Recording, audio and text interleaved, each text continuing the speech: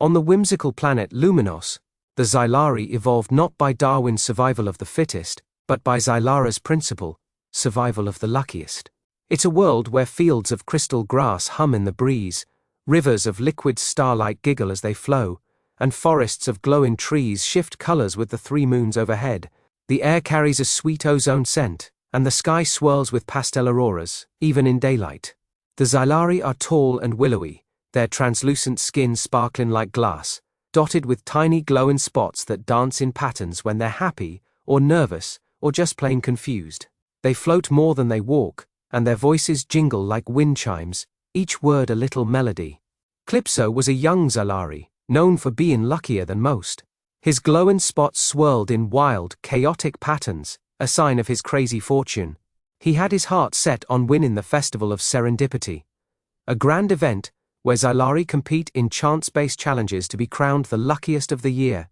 So Calypso set off, floating through the shimmering fields, humming a little tune to himself, his spots flashing bright with excitement. First, he had to cross the giggling river, a stream of liquid starlight that loved playing tricks. Most Xylari got splashed, or slipped into the water, but not Calypso.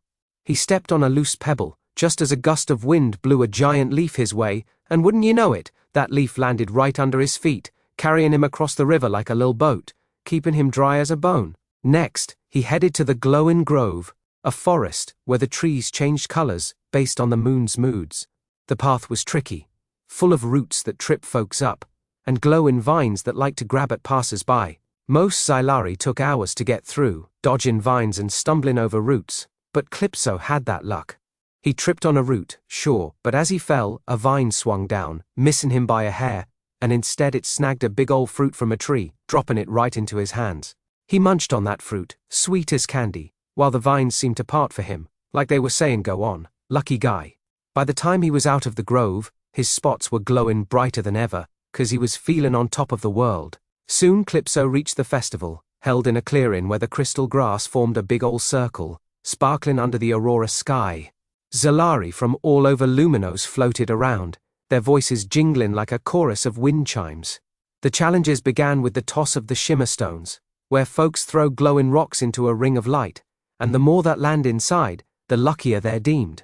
Most Xylari got 1 or 2 stones in, but Calypso, he tossed his stones, 3 of them, and just as they were about to miss, a random gust of wind blew 'em right into the ring, all 3, plop plop plop.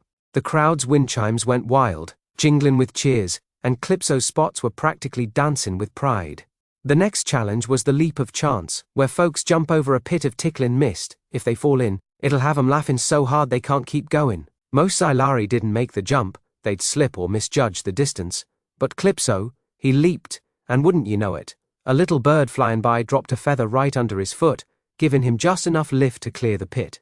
He landed on the other side, grinning ear to ear, while the mist giggled below him, missing its chance to tickle him silly. The final challenge was the Dance of the Moons, where folks spin under the 3 moons' light, dodging beams of color that shift with the auroras.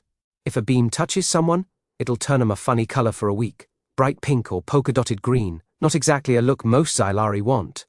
Calypso started spinning, his long limbs floating like a breeze, and those beams, they came at him fast, pink, blue, green, swirling all around.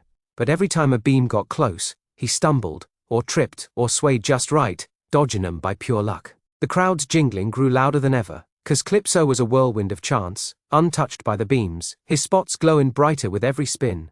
By the end, he was crowned the luckiest of the year, his spots flashing like a fireworks show, the crowd's wind chimes singing a song of pure joy. But the prize for winning, it was a big old hat made of crystal grass, that didn't even fit his head. Calypso just laughed, his voice jingling like a soft breeze, and tossed the hat into the giggling river, watching it float away, 'cause to him, the real prize was the wild lucky ride he'd had getting there. That's Xylara's principle for sure, survival of the luckiest, and Calypso was the luckiest of 'em all.